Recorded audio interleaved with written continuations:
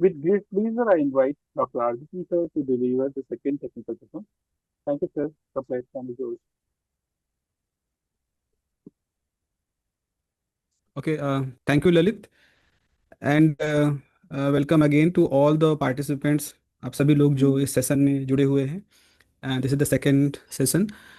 And in first session आपने देखा है कि आपने सुना ललित सर ने एक एक बेसिक फाउंडेशन के बारे में बात की कि why the quantum technologies are important, why the quantum computers are kind of machine जो कि काफ़ी पोटेंशियल है, जिसके अंदर फ्यूचर में प्रॉब्लम्स को सॉल्व करने के लिए जो कि अभी शायद हमारी पहुंच से दूर हैं। Okay, so in this session, I will try to establish the foundation of the philosophy behind the quantum computation.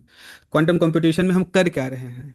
Quantum computation का जो मूल है वो उसमें उसमें उसके पीछे क्या कौन सी विचार है, क्योंकि देखो ललित सर के सेशन में भी एक समय था जहाँ पर उन्होंने डिस्कस किया था कि आज के डेट में हम जो कंप्यूटर यूज करते हैं उसमें तो ऑलरेडी चिप यूज हो रहे हैं, माइक्रो चिप यूज हो रहे हैं, जिनके अंदर मिलियंस ऑफ ट्रांजिस्टर्स हैं। वो ट्रांजिस्टर जो कि बहुत छोटे साइज के हैं, may be single electron transistor की रिजीम में है। सो ऑलरेडी वहाँ पे तो क्वांटम मैकेनिक्स के रूल फॉलो हो ही रहे हैं। सो ऐसा तो है नहीं कि आज हमारे पास कोई ऐसे कंप्यूटर हैं जिनके अंदर फंडामेंटली क्वांटम मैकेनिक्स यूज नहीं हो रही है, तो देन क्या उनको हम क्वांटम कंप्यूटर नहीं कह सकते? तो आखिर हम quantum computer, dedicated quantum computer का मतलब क्या है? ऐसा क्या इसमें ऐसी क्वांटम की कौन सी एस्पेक्ट इसमें इन्वॉल्व हो गया है कि जो कि इसको हमने एक अलग से डेडिकेटेड क्वांटम कंप्यूटर कहा है? तो इसका जो शुरुआत है, इस पूरी कहानी की जो शुरुआत है, ये वही 1924 2024 के करीब होती है। इवन आइंस्टीन एरा जब से शुरू होता है तब से मान सकते हैं। और आप में से बहुत कुछ लोगों ने जो थोड़ा इंटरेस्ट इसमें रखते हैं उन्होंने सुना होगा कि there was a debate between Bohr and Einstein to establish the quantum mechanics. एक बहुत ही रफली कह दिया जाता था कि आइंस्टीन विश्वास नहीं करते थे क्वांटम मैकेनिक्स पे। तो वो थोड़ा सा मिथ है, मतलब बिलीव ना करना इज, मतलब व्हाट काइंड ऑफ कॉन्सेप्ट है जो कि बिलीव नहीं करते थे, और क्यों नहीं करते थे? Because he was Einstein. कोई ऐसा नहीं है कोई साधारण सा व्यक्ति रहा होगा तो आइंस्टीन किसी बात पे बिलीव ना करें तो ऐसे नहीं है कि वो बस ऐसे ही कोई बात होगी। तो एक बहुत बड़ा फिलोसफिकल एक पूरा इसके पीछे एक्टिविटी पूरी थी, और वो जो पूरा उसको मैं कोशिश करूंगा आपके सामने रख पाऊँ, सो दैट वो मतलब ये जस्ट एक फिलोसफिकल नहीं, यहाँ से हमें कुछ कीवर्ड्स मिलेंगे like superposition, like entanglement, like interference, interference of quantum interest. और यही तीन, यही यही सुपरपोजिशन, यही इंटेंगलमेंट, यही इंटरफेरेंस, यही आज की डेट में हम क्वांटम कंप्यूटर्स के अंदर यूज कर रहे हैं। और यहीं से हमें जवाब मिलेगा कि आज के कंप्यूटर जिसमें कि चिप लेवल पर क्वांटम मैकेनिक्स यूज हो रही है, then why we are saying something some machine dedicated quantum computer, क्योंकि वो सुपरपोजिशन को यूटिलाइज कर रहे हैं। सॉरी, सुपर पोजिशन को यूटिलाइज कर रहे हैं, इंटेंगलमेंट को यूटिलाइज कर रहे हैं, उनके इन्फ्लुएंस को यूटिलाइज कर रहे हैं। सो जो मेरा पहला जो आप ये देख रहे हैं, इसके अंदर ये चार फिगर हैं, Albert Einstein, Bohr, Heisenberg and Schrodinger.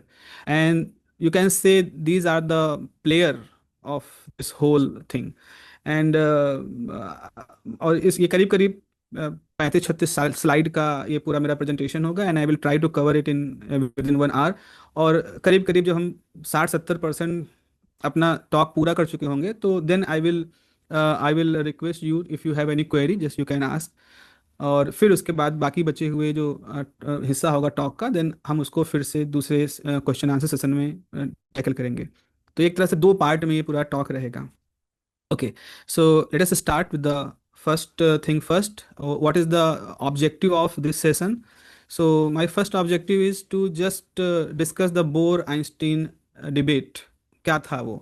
और उस डिबेट के रूट में जो दो वर्ड्स थे जिनको कि हमें समझने होंगे यहाँ पर, एक है ये आपके पास the objective reality. Let me just highlight this thing so that you may, okay, okay, this is the objective reality. What is the meaning of objective reality, जो कि आइंस्टीन का सजेशन था, और जो सब्जेक्टिव रियलिटी और कंटेक्चुअलिटी जिसको हम कहते हैं जो कि बोहर का था। ये क्या है, ये वर्ड, ये फैंसी से वर्ड क्या कह रहे हैं?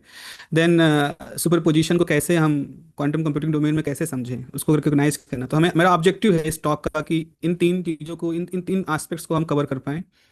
और ये उम्मीद कर रहे हैं कि आउटकम हमारा ऐसा होगा कि after completing this talk, after going through this session, you get some idea about what was that war. मतलब लोग इसको थोड़ा सेंसलाइज करने के लिए वॉर कहते हैं। Bohr debate is was a war, drama, quantum drama, ऐसे बहुत सारे लोग इसको कहते हैं। तो ऐसा नहीं था कि आइंस्टीन एक ओल्ड फैशन जीनियस थे जो कि मिसअंडरस्टूड कर रहे थे मॉडर्न वर्ल्ड को। It was like not like the generation gap kind of thing कि नए लोग कुछ कह रहे हैं, पुराने लोग समझ नहीं रहे हैं। ऐसा ऐसा नहीं था, ऐसा नहीं था।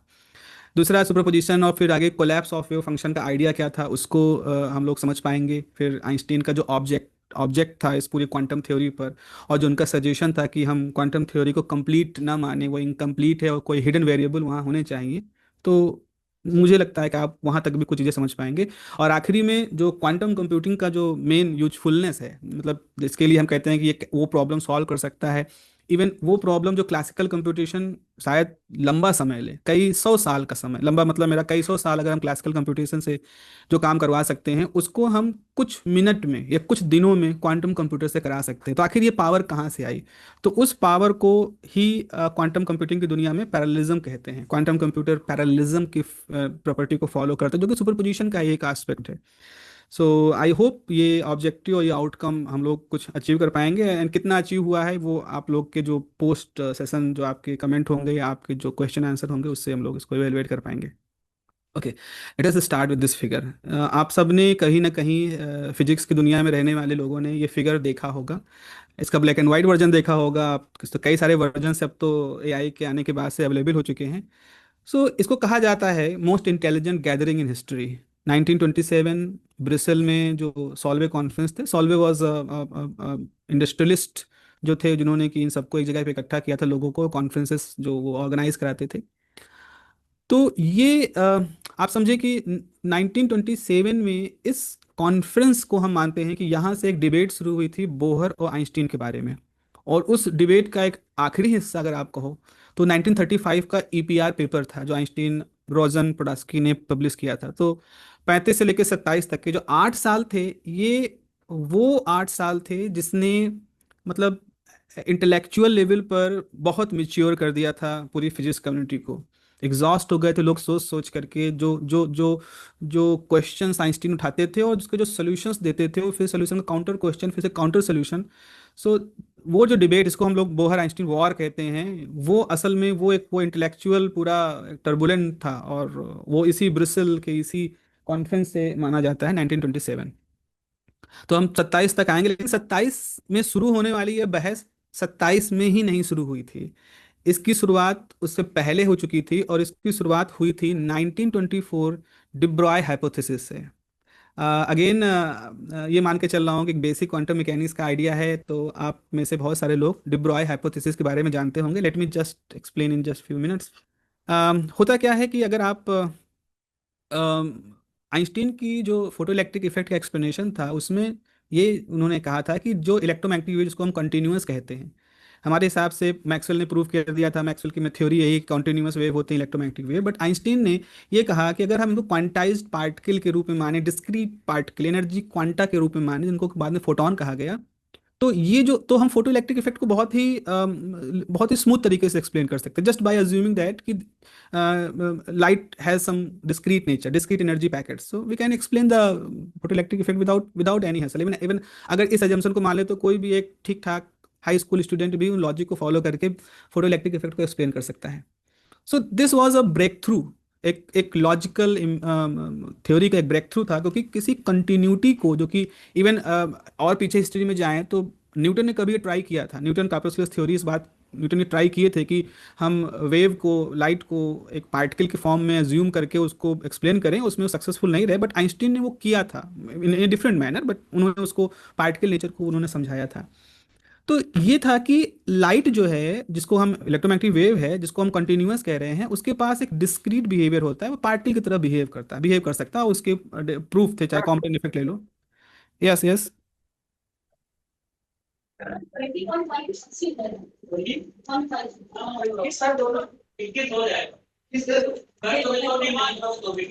ओके, काहे परमिशन कर रही है आधे नंबर के लिए? I request you, if you have no any question, please mute your कहीं 2 नंबर का क्वेश्चन उसको 3 कर दीजिए। मैम कहीं 2 नंबर का question Lalit, can you mute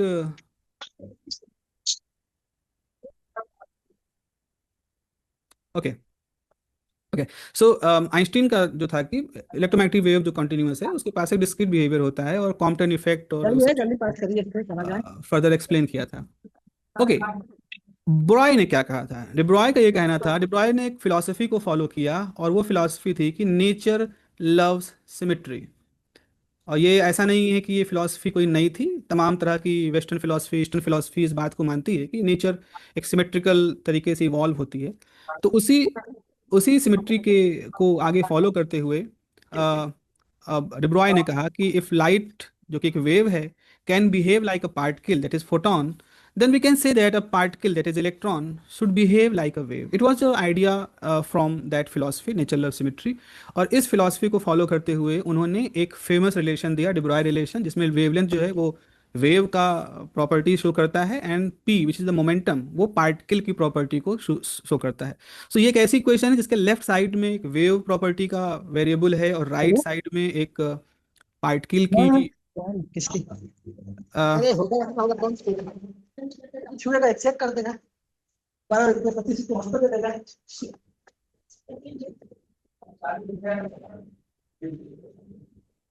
किसका चार्जर? किसका चार्जर है? ओके, आई थिंक किसी मुझे शेयर करना था। ये सब क्या ललित, किसी सर का स्क्रीन आ गया all of sudden, and I just lost now I think people आपका ही स्क्रीन दिख रहा है, और तो किसी का नहीं दिख रहा। My. Okay, are my slides are visible? Yes sir, आपका स्लाइड दिख रहा है। Okay, but I don't know why I am not able to see my slides. I can see your picture, but I'm not able to see वो my दो slides. करके आता है, कभी दो टैब बन जाता है ऊपर, स्लाइड और मीटिंग और स्क्रीन, तो ऊपर देखिए दो टैब होंगे। Okay, okay, okay, okay, okay. Let me. Okay, I will stop share and then reshare हाँ, it. ऐसे भी कर सकते Okay, okay. हाँ, दिख रहा है sir okay. Slide. Okay, so lambda is equal to H P, the famous de Broglie relation. और ये रिलेशन ये इस थॉट को स्टेब्लिश कर रहा था कि ओके, अगर आपके पास वेव बिहेवियर आप कह सकते हो with a particle. Now think about this, behave like मतलब देयर इज नो प्रिसाइसनेस। ये था कि it should behave like wave, और यही ये सब कुछ चीज़ें ऐसी थी जो कि उस समय थोड़ा अनक्लियर थी उस समय। बट आगे क्वेश्चन ये होता है कि अगर हम कहें कि हर मूविंग पार्टिकल के पास एक मैटर वेव होती है, तो what is waving? I mean to say that, suppose अगर हम कह रहे हैं कि साउंड, तो जब साउंड फ्लो करता है मीडियम से, तो मीडियम के पार्टिकल मूव करते हैं। सिज्मिक वेव्स, अर्थ के पार्टिकल्स मूव करते हैं। सी वेव्स, वेव होती ही है आपकी समुद्र की पानी, water molecule. Even electromagnetic wave में भी वेविंग होती है, electric field component and magnetic field component. और ये वेल नोन था with the Maxwell's theory. But in case of matter wave, what is waving? क्या वेव कर रहा है? क्योंकि मैटर वेव तो ऐसा नहीं है कि they are not the electromagnetic wave, they are not the mechanical wave, they are some kind of wave which are associated with the moving particle. So ये क्वेश्चन एक ओपन क्वेश्चन था, philosophical thought से निकला था, but एक open question था, and this is the crack, you can say it was a crack in the classical reality. Because classical mechanics में जब हम ये कहते हैं कि पार्टिकल है, तो हम कॉन्फ़िगरेशन स्पेस में एक ट्रेजेक्टरी की बात करते हैं। हम क्लासिकल मैकेनिक्स में कॉन्फ़िगरेशन स्पेस डिफाइन करके उसको, उस पार्टिकल को वहाँ आइडेंटिफाई कर सकते हैं, और उसके इवोल्यूशन को टाइम के साथ उसके मूवमेंट को एक ट्रेजेक्टरी के फॉर्म में स्पेसिफाई करते हैं। लेकिन द मोमेंट हमने कह दिया कि ये पार्टिकल नहीं है, ये वेव है, या कहना शुरू कर दिया कि इसका बिहेवियर वेव जैसा है, देन ये जो ट्रेजेक्टरी वाला पूरा कॉन्सेप्ट होता है कॉन्फ़िगरेशन स्पेस का, it loss it's meaning. So this was a crack in the classical reality, the first crack. और यहीं से वो 1927 की जो बहस शुरू होगी, उसकी शुरुआत यहाँ से होती है। Then enter an electrical engineer at that time, Schrödinger. Schrodinger इस फील्ड में इस क्वेश्चन के साथ एंटर करते हैं, और अगेन वही क्वेश्चन उठाते हैं कि व्हाट इज वेविंग? क्या है मैटर वेव? किस तरह की वेव है? किस प्रकार की वेव है? क्या है इसके अंदर? लेकिन इतना उनको मालूम था, चूंकि एक वेव है, तो इसके पास अपनी कोई वेव इक्वेशन होगी। जस्ट लाइक इलेक्ट्रोमैग्नेटिक वेव के पास वेव इक्वेशन है, जस्ट लाइक मैकेनिकल वेव के पास वेव इक्वेशन है, वैसे ये जो भी वेव होगी, कुछ वेव कर रहा होगा, कुछ वेविंग हो रही होगी, बट हम इसको किसी मैथमेटिकल इक्वेशन से रिप्रेजेंट कर सकते हैं, में भी कोई एब्स्ट्रैक्ट चीज होगी। सो उनका जो टास्क था श्रोडिंगर का, वो था उस वेव इक्वेशन को ढूंढना जो कि इस मैटर वेव के साथ जुड़ी हुई है, और उन्होंने वो साई सिंबल को यूज किया, वेव इक्वेशन के साई सिंबल को यूज किया। But he was not very sure about what is the real meaning of this wave function, क्योंकि ये क्वेश्चन आज मतलब उनके सामने था, व्हाट इज वेविंग। हालांकि उन्होंने अपनी जो बायोग्राफी या अलग तरह के जो बहुत सारा कुछ लिटरेचर लिखा है, उसमें उन्होंने कहता है कि उनका बिलीफ ये था कि वो ऐसा मान रहे थे कि जैसे कोई चार्ज है तो उसका क्लाउड है, मतलब क्लाउड जैसा वो कुछ मान रहे थे कि particle just somehow get converted into some kind of cloud and that cloud is represented by that wave function, अदृश्य होकर के कोई धुआं बन गया, ऐसा वो उनका शुरुआती उनका विचार वैसा था। और उसी विचार के साथ उन्होंने ये श्रोडिंगर इक्वेशन डिराइव की थी, जो कि एक फेमस इक्वेशन है, हम में से बहुत लोगों ने इसको पढ़ा होगा, जो क्वांटम मैकेनिक्स को एक्सपोजर है। लेकिन अब आप जरा समझें, ये 1926 की बात है, श्रोडिंगर इक्वेशन जो है 1926 की बात है। और अब मैं आपको एक दूसरा हिस्सा बताता हूँ, अभी तक इस पूरी पिक्चर में कहीं बोहर नहीं आए। बोहर कहाँ थे? बोहर जो थे, बोहर ने क्या किया था, 1913 या 14 में उन्होंने अपना एटॉमिक मॉडल दिया था। एटॉमिक मॉडल देने के बाद उस एटॉमिक मॉडल के डेवलपमेंट में कोपेनहेगन, जो डेनमार्क की उस समय कैपिटल थी, वहाँ पर उनके साथ बहुत लोग जुड़ गए थे। मतलब बहुत लोग में उनके साथ हाइजनबर्ग, उनका पोस्ट डॉक स्टूडेंट थे, वो जुड़ गए थे, उनके साथ बॉर्न जुड़ गए थे, उनके साथ जॉर्डन थे, उनके साथ क्रैमर थे। एक कम्युनिटी थी उनकी पूरी बोहर की, जो कि पूरा एटॉमिक फिजिक्स डेवलप कर रही थी। आप जो एटॉमिक फिजिक्स आज पढ़ते हैं ग्रेजुएशन में, जिसमें कि टर्म क्या होते हैं, मल्टीप्लिसिटी क्या होती है, कपलिंग्स क्या होती हैं, principal quantum number, azimuthal quantum number, कैसे स्पिन नंबर से कैसे जुड़ते हैं, पाउली भी इन्हीं के साथ थे, ये सब कैसे जुड़ते घटते हैं, वो और कैसे स्कैटरिंग होती है, कैसे इनइलास्टिक स्कैटरिंग होती है, कैसे क्रॉस सेक्शन निकाल सकते हैं हम स्कैटरिंग प्रोसेस का, पार्शियल स्कैटरिंग जितनी होती है, तो जो वो सब कुछ हम क्वांटम मैकेनिक्स में, एटॉमिक फिजिक्स में पढ़ते हैं, ये सब डेवलप हो रहा था बोहर के उस कम्युनिटी के साथ में, जिसमें श्रोडिंगर ये सब लोग थे। और जो बॉर्न थे, born was also in the same league, Bohr school कहते हैं उसको हम, बोहर के लोग। तो अभी वो इस पूरी डिस्कशन में एंटर नहीं किए हैं, अभी वो इस डिब्रॉय के कॉन्सेप्ट के साथ अभी उनका अभी कोई डायरेक्ट इंटरेक्शन नहीं हुआ। मैक्स बॉर्न अपनी बायोग्राफी में लिखते हैं कि समहाउ इस श्रोडिंगर इक्वेशन ने और इस सब चीज़ों ने उनको बहुत ही अट्रैक्ट किया। वो श्रोडिंगर इक्वेशन को सिर्फ सॉल्व नहीं कर रहे थे लाइक डिराक, और उसको यूज नहीं कर रहे थे, वो इस बात के लिए फंस गए थे कि आखिर ये वेव फंक्शन क्या है। और उन्होंने कहा ये लीस्ट इंपॉर्टेंट टॉपिक वो है जो उनके हिसाब से जिस पे वो काम कर रहे हैं, वो हाइजनबर्ग और बोहर जैसा इंपॉर्टेंट काम नहीं कर रहे हैं, स्कैटरिंग क्रॉस सेक्शन निकालना ये सब नहीं कर रहे हैं। बोहर जब उस वेव फंक्शन को एक्सप्लोर कर रहे थे, देन अपनी पर्सनल फिलोसफिकल इंटेंशन को लेते हुए अल्टीमेटली वो पहुंचे कि wave function is not a physical wave, it is not corresponding to physical wave, it is a probabilistic amplitude. और इसमें उनका साथ देते हैं उनके मित्र हाइजनबर्ग, और वो उनको एक और कॉन्सेप्ट सुझाते हैं, जिसको कि हम बाद में कहते हैं वेव कोलैप्स। वेव कोलैप्स के बारे में कहते हैं। अब जरा मैं इसका आइडिया थोड़ा सा आपको दे दूं, क्योंकि आगे हम लोग इसको बात करेंगे। उनका ये कहना था कि से मान लीजिए हमारे पास कोई जगह है, कोई वेव, कोई पार्टिकल वेव बन गई, और हमारे पास लोकेशन 0 है, हमारे पास लोकेशन 10 है। तो जब वो पार्टिकल वेव में कन्वर्ट हो गई, अगर हम ऐसे माने, तो वापस से उसको हम पार्टिकल रूप में देख पाएंगे कि नहीं। तो अगर कोई पार्टिकल को हम माने वेव के फॉर्म में 0 से लेकर के 10, इन दो बाउंड्री के बीच में फैली हुई है, हर तरफ व्याप्त है, आपने यहाँ देखने गए इस लोकेशन पे, जिसको हम नंबर दे देते हैं 2, तो लोकेशन 2 पर जब आप देखने गए, तो यहाँ पर वो पूरी वेव जो फैली, पार्टिकल जो वेव के रूप में फैला हुआ है, वो इस जगह पे आपको दिखाई पड़ेगा। इसकी संभावना क्या है? 20% मान लीजिए। आपने उसको 0 से 10 की स्केल पे इस पूरे डोमेन में देखा, आप बीचों बीच में देखा, तो आपको यहाँ पर ही पार्टिकल दिखाई पड़ेगा। उसकी संभावना कितनी है? 50%। फिर यहाँ पर मान लो 30%, यहाँ पर 10%, और इस बाउंड्री के बाद 0%, इस बाउंड्री के बाद 0%। तो बॉर्न का ये कहना था कि एक पर्टिकुलर लोकेशन में आप जो पार्टिकल जो कि वेव फॉर्म में है, जब उसको ढूंढने जाओगे तो वो आपको दिखेगा। इसकी केवल एक संभावना हम बता सकते हैं, और ये संभावना फिक्स नहीं रहती, ये 0 से लेकर के 50 और सब पे वैरी करती है। और सबसे खास बात ये है कि आप ऐसा नहीं कि आप इनको सबको जोड़ के 100 कर लोगे, नहीं, ये वो लॉजिक नहीं है।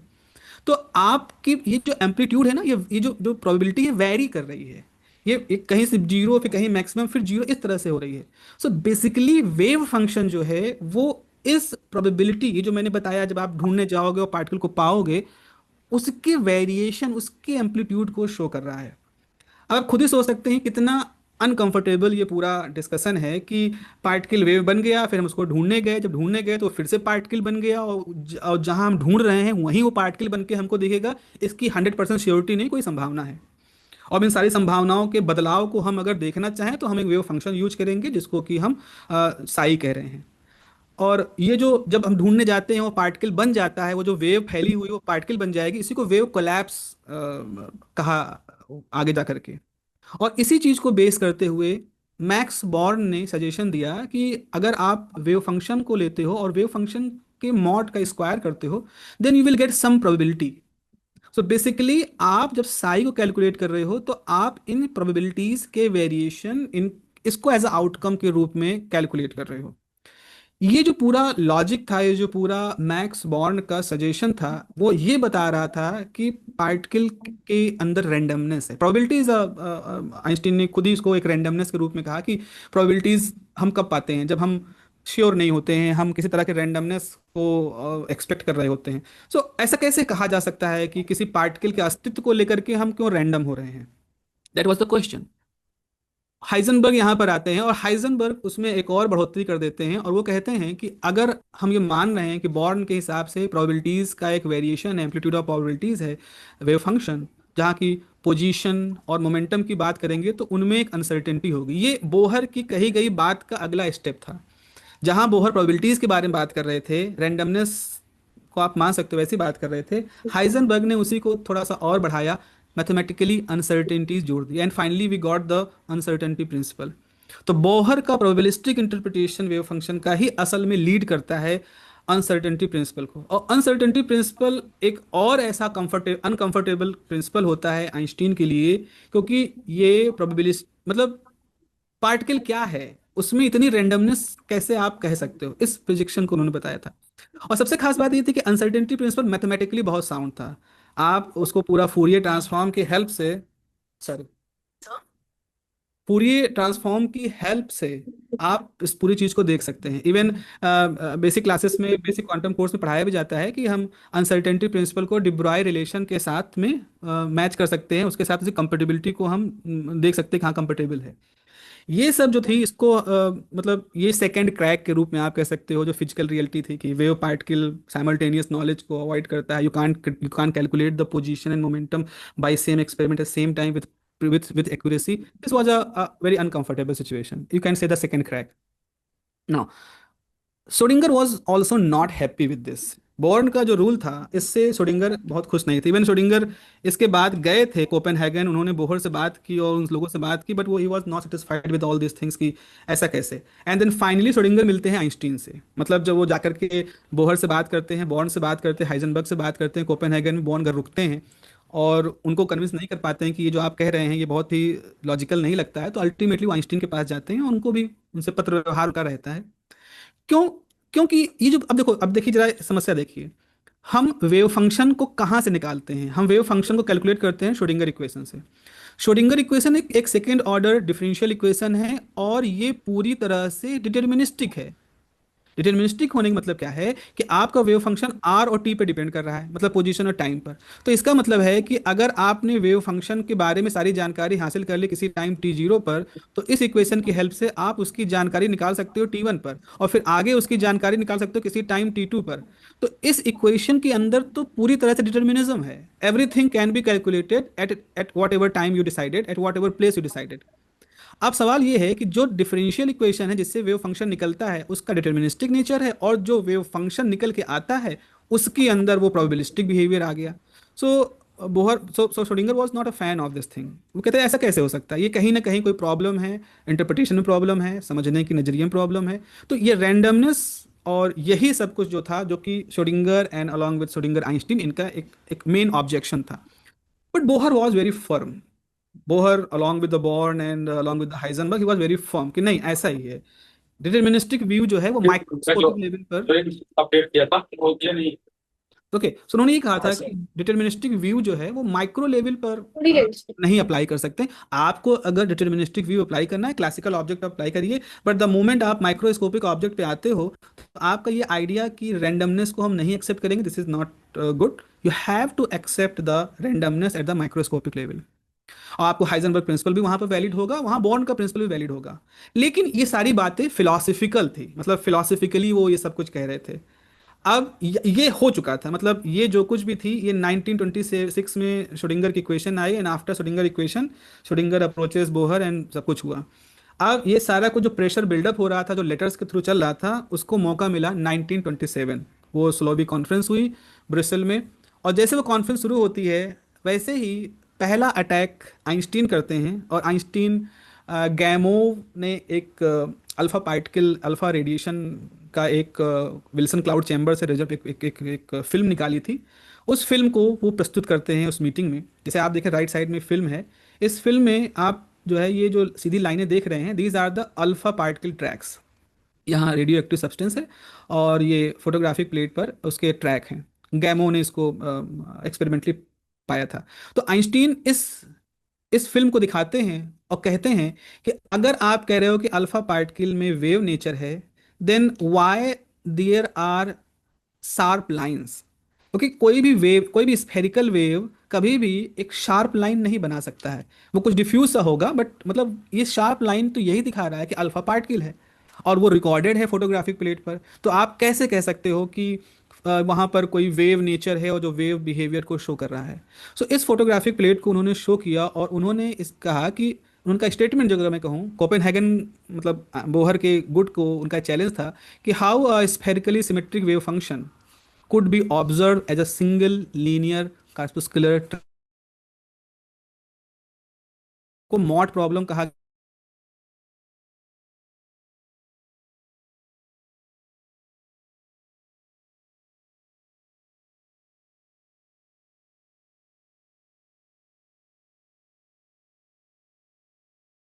तो पार्टिकल होते हैं जब वो मूव करते हैं तो उनका एक वेव बिहेवियर आ जाता है, लेकिन जैसे ही हम उनके वेव बिहेवियर को देखने जाते हैं वो अपना वेव बिहेवियर छोड़ करके पार्टिकल बिहेवियर में कन्वर्ट हो जाते हैं, और उसमें एक प्रोबेबिलिटी होती है जिसको कि हम वेव कोलैप्स थ्योरी कह रहे हैं। और वेव फंक्शन मतलब मेजरमेंट आप करोगे तो मेजरमेंट करते ही वो पार्टिकल वेव ना रह करके पार्टिकल हो जाता है। तो चूंकि फोटोग्राफिक प्लेट है, उसमें फिल्म है, उस फिल्म पे कुछ मॉलिक्यूल हैं जिनसे अल्फा पार्टिकल टकरा रहा है, और इसलिए वो ट्रैक के रूप में वो कोलैप्स कर गया वेव फंक्शन, और वो एक स्ट्रेट लाइन बन गई। Again there was no mathematics, just a philosophical idea जिसके ऊपर ये सब कुछ बन रहा था। तो ऑब्वियस बात है आइंस्टीन तो इसको स्वीकार नहीं करने वाले थे, क्योंकि there was no mathematics. And किस लेवल के मैथमेटिशियन थे आइंस्टीन ये दुनिया जानती ही थी, जीटीआर के बाद वैसे भी वो एक बड़े फिगर थे। सो अब यहाँ पर जो कोपेनहेगन के लोग थे उनके सामने एक प्रॉब्लम आ गई कि how to prove this thing. क्योंकि वो क्या बात कर रहे थे, वो एक ऑब्जेक्टिव रियलिटी की बात कर रहे थे, जबकि आपके आपके जो वो आइंस्टीन थे वो सब्जेक्टिव रियलिटी की बात कर रहे थे। मतलब ये जो पूरा डिस्कशन था अब ये नेचर ऑफ रियलिटीज पे आकर के रुक गया। ये वर्ड्स थोड़े से फैंसी हैं, तो just let me explain this. Subject का मतलब फिलॉसफी में सब्जेक्ट का मतलब होता है एक कोई ऑब्जर्वर जो कि दुनिया देख रहा है, और वो जो दुनिया देख रहा है वो दुनिया देख रहा है जो उसके दिमाग में है। मतलब उसके लिए दुनिया वैसी नहीं है, उसके लिए दुनिया वैसी जैसी वो सोच रहा है, जैसी वो देख रहा है। मतलब उसका नजरिया ही उसके लिए दुनिया का एक तरीका है। मतलब ये ऐसा है कि जैसे मैंने चीन नहीं देखा तो मैं नहीं मानूंगा कि दुनिया में चीन है। मैंने पूरी पृथ्वी का चक्कर नहीं लगाया तो मैं नहीं मानूंगा कि पृथ्वी गोल है ना। एज एन ऑब्जर्वर ये मेरे हैं।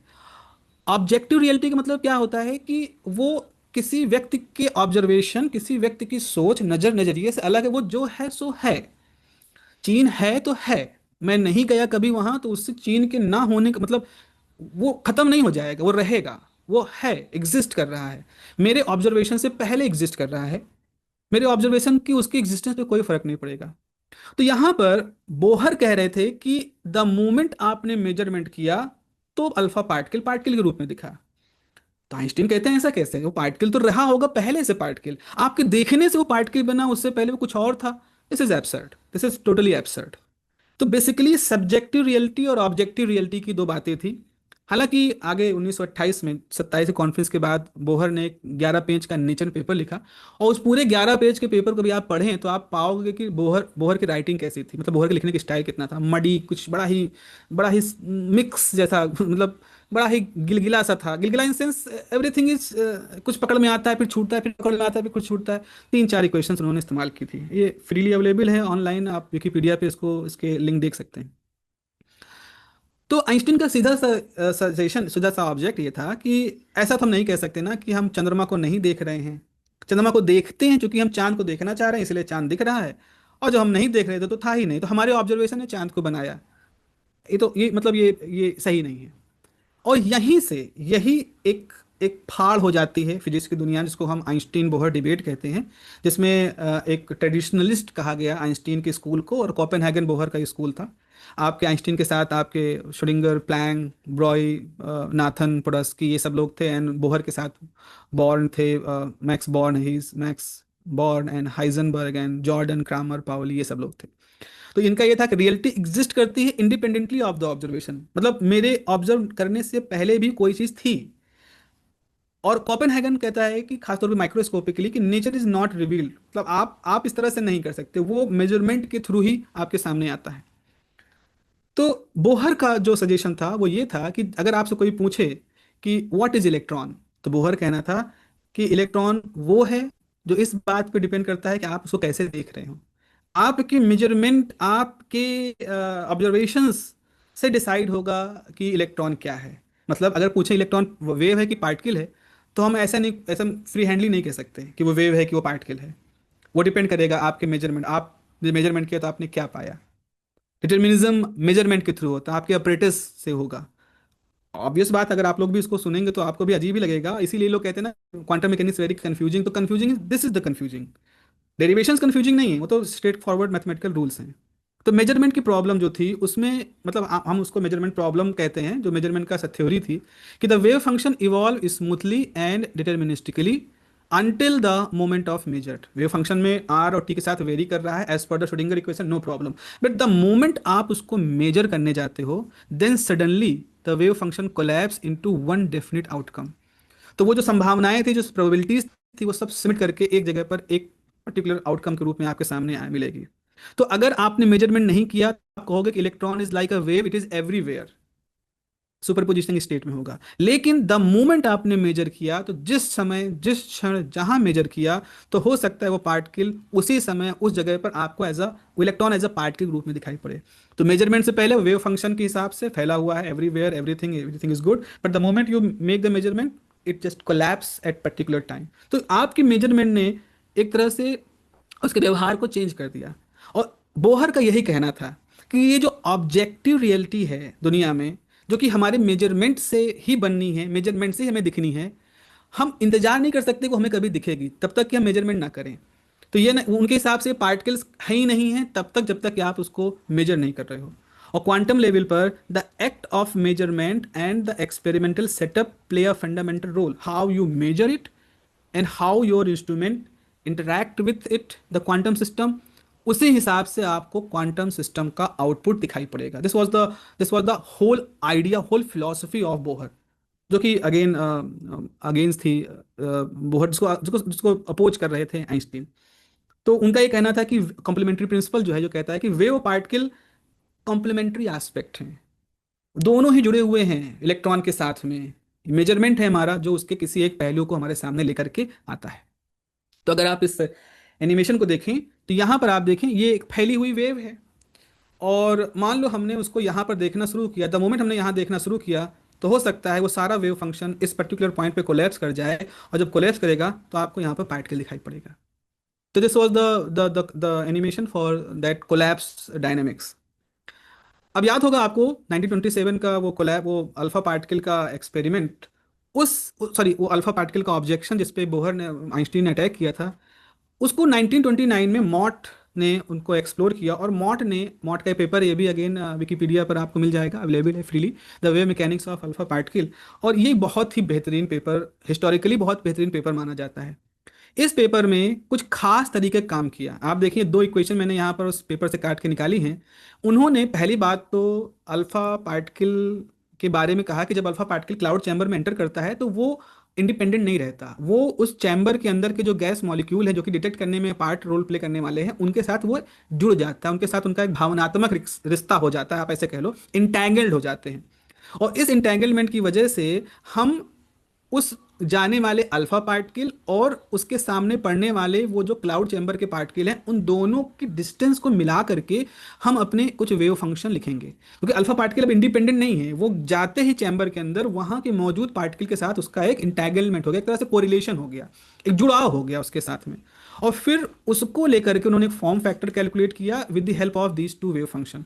बेसिकली उन्होंने एक कंपोजिट वेव फंक्शन लिखा, और इस कंपोजिट वेव फंक्शन मतलब है इसके अंदर जाने वाले अल्फा पार्टिकल का भी हिस्सेदारी है, और जहां गया है वहां के पार्टिकल, मान लो हाइड्रोजन एटम है क्लाउड चैम्बर में, उनकी भी हिस्सेदारी है। तो एक कंपोजिट वेव फंक्शन लिखते हैं, और फिर उस कंपोजिट वेव फंक्शन को लिख करके वो श्रोडिंगर इक्वेशन अप्लाई करते हैं, और श्रोडिंगर इक्वेशन अप्लाई करने के बाद without using the relation of collapse, जो बोहर का वो कॉन्सेप्ट था उस तरह का, उसको डायरेक्टली बिना उसको यूज करे with this wave function and by the mathematics of Schrodinger, वो प्रूफ कर देते हैं कि हाँ ये लाइनें स्ट्रेट ही होनी चाहिए।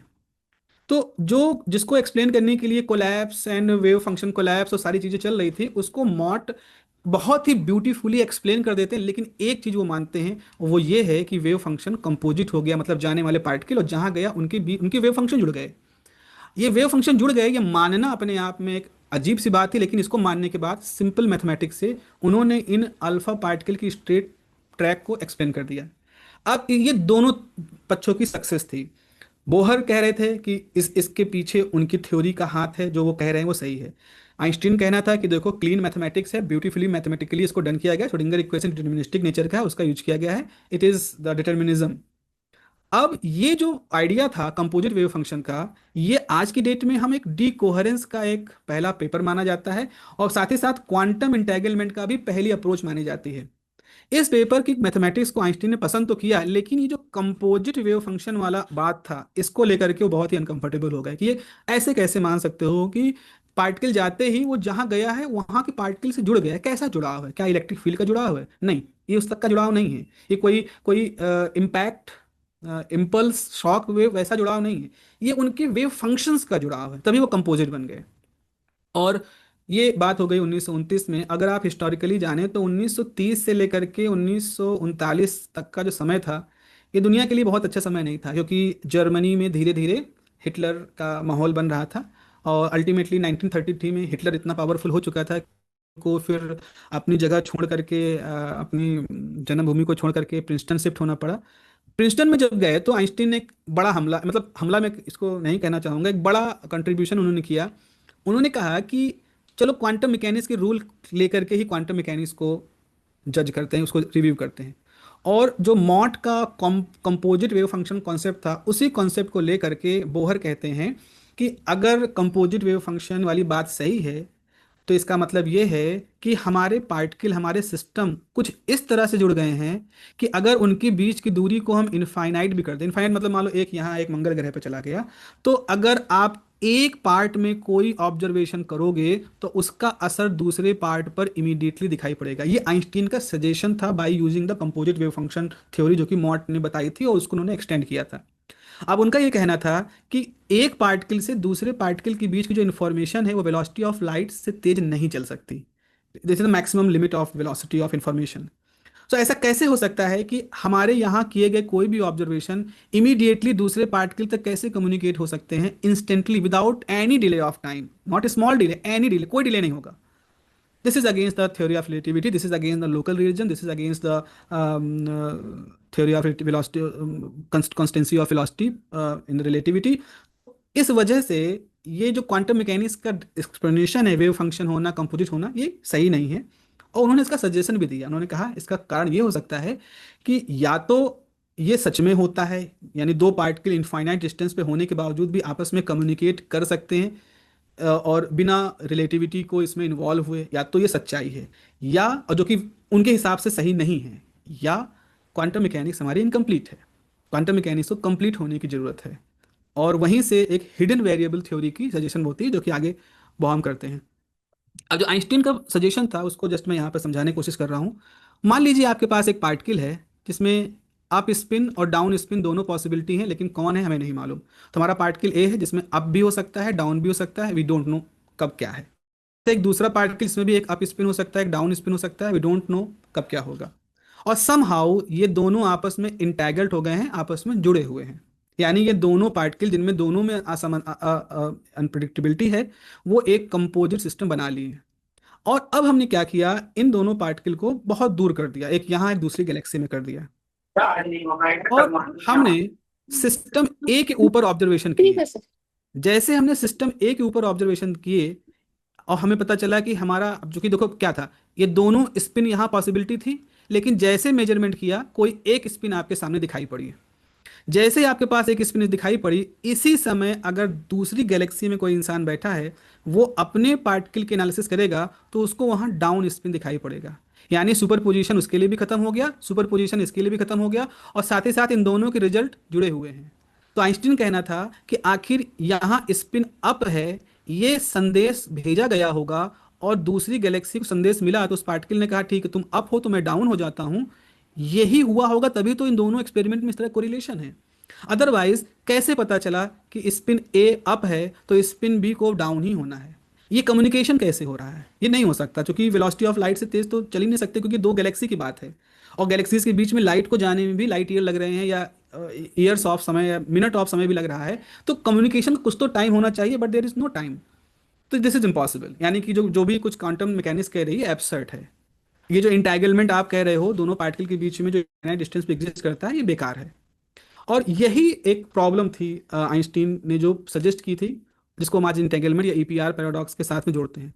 Late me just explain this thing, क्योंकि लगभग एक घंटा हो रहा है, और late me just keep this fast. मान लो बच्चों सॉरी, मान लो आप लोग कि आपके पास दो जूते हैं, ये आपके पास दो जूते हैं, एक राइट लेग का है, आपके पास एक दूसरा जूता है लेफ्ट लेग का है। हमने एक बॉक्स लिया, एक में आपको राइट लेग का जूता डाल दिया, एक बॉक्स में लेफ्ट लेग का जूता डाल दिया, और ये ऑलरेडी लेफ्ट और राइट लेग के हैं। ये लेकर के आप चले गए मार्स पर, और हम चले गए इसको लेकर के सैटर्न पर, बहुत दूर हो गए हैं। हमने अपना बॉक्स खोला, हमने अपने बॉक्स में राइट लेग का जूता देखा। तो जैसे ही हमने अपने बॉक्स में राइट लेग का जूता देखा, तुरंत हमको मालूम चल गया कि शनि ग्रह पर जहां आप अपना जूता लिए बैठे हो, आपको लेफ्ट लेग का जूता मिला होगा। तो आपने अपने बॉक्स को खोलते ही तुरंत जान गए कि दूसरे बॉक्स में क्या हुआ हुआ होगा। तो एक तरह से इंफॉर्मेशन है, but this is not the EPR paradox, this is not the quantum issue. Issue ये है कि हमारे पास क्वांटम जूते हैं। क्वांटम जूते ऐसे हैं जिनमें कौन सा राइट लेग का है कौन सा लेफ्ट लेग का हमें नहीं पता, तब तक जब तक कि हमको नहीं देख रहे हैं। क्वांटम जूते हैं। तो आपने क्या किया, एक बॉक्स में एक जूता रखा, और आपको तो मालूम नहीं कि लेफ्ट है राइट है, चूंकि ये तो सुपरपोजिशन है लेफ्ट और राइट का। आपने एक बॉक्स में दूसरे पैर का जूता रखा, और इन दोनों जूतों को आपने रख दिया। अब ये जूते बॉक्स में हैं, आपने इसको खोला नहीं, तो ये लेफ्ट के भी हो सकते हैं, राइट के भी हो सकते हैं, अभी इनका कोई अस्तित्व नहीं है। अभी ये स्पेसिफिकली लेफ्ट या राइट के नहीं है, ये अभी सुपर पोजिशन के हैं, ये अभी जूते हैं, लेफ्ट और राइट इनका डिसाइड नहीं है। ऐसे ही आप सटन पे जो है वहां पर भी है।